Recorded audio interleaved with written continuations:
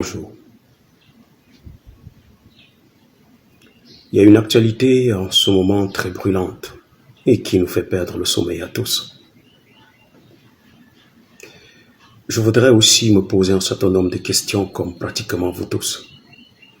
Et je voudrais aussi interpeller les responsabilités des uns et des autres pour qu'on puisse au moins se regarder en face et nous dire les vérités. Je ne veux surtout pas être émotionnel. Je cherche toujours à être objectif dans tout point de vue et toute analyse que je puis porter. Mais quand il s'agit de l'humanité, cette dégradation de la vie, cette chosification de la vie, cette désacralisation de ce que c'est que la vie que Dieu nous donne, parfois je peux perdre mes émotions. Alors je voudrais poser des questions. Pourquoi? Pourquoi un monsieur comme Bobda Hervé, qui serait un bourreau d'une cinquantaine de dénonciations de viol, de séquestration, de brutalité, d'agression et pire de meurtre, est encore en circulation? Même serait-ce que pour sa propre vie, pour son intégrité physique, il a droit à être protégé parce qu'il jouit encore de la présomption d'innocence.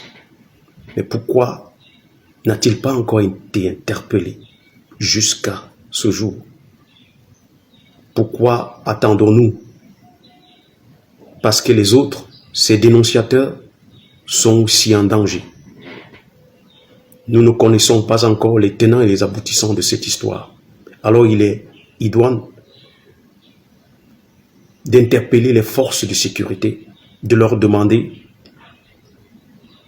de mettre à leur disposition tous les moyens possibles pour l'interpellation de ce monsieur et ouvrir une enquête dûment en respectant la loi qui va nous permettre de rétablir un certain nombre de faits et de voir véritablement qu'en est-il dans cette histoire.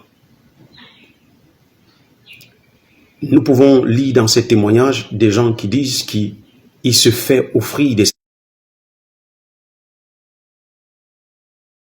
services, des hommes de sécurité, qu'il est armé, qu'il est dangereux, qu'il opère en toute impunité, au vu, au su du public. Alors, qu'est-ce qui se passe? Pourquoi nous devons laisser cet état de choses pourrir la paix et la paisibilité de nos chers concitoyens? Pourquoi? J'en appelle aussi à la responsabilité des parents.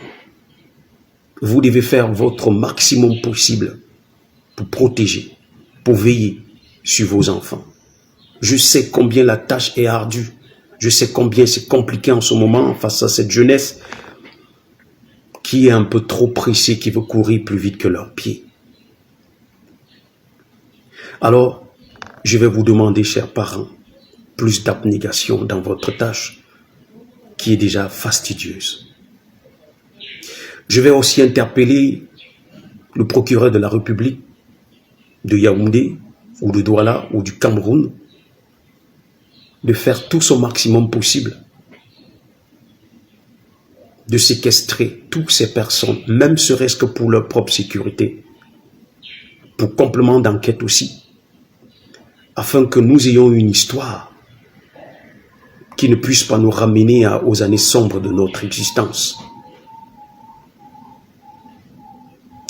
Je vais demander à cette jeunesse captive et proie à la facilité,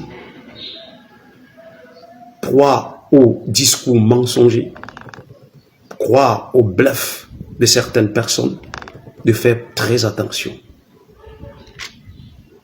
Non seulement ils doivent dénoncer toutes ces personnes, de près ou de loin, mais aussi ils doivent être au service d'eux-mêmes.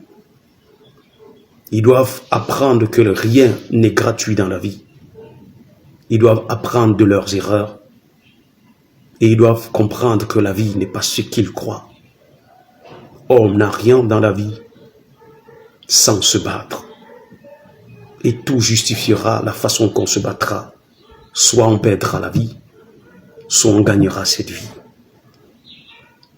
Je vais interpeller les témoins. Je vais interpeller chaque personne ici qui de près ou de loin peut vivre ce genre de choses. Je vais vous prier de ne pas vous taire. Parce que du moment où les hommes justes qui doivent parler se taisent, ils se rendent complices d'un certain nombre de choses.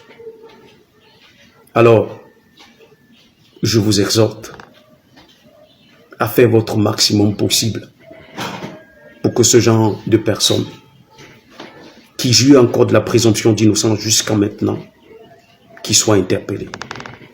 Je vais recourir à ce qui ne semble pas être l'apanage au Cameroun, qui ne semble pas être encore dans le fonctionnement du système judiciaire, à la peine capitale. Nous devons mettre à mort des personnes qui ont chosifié la vie, qui ont méprisé la vie.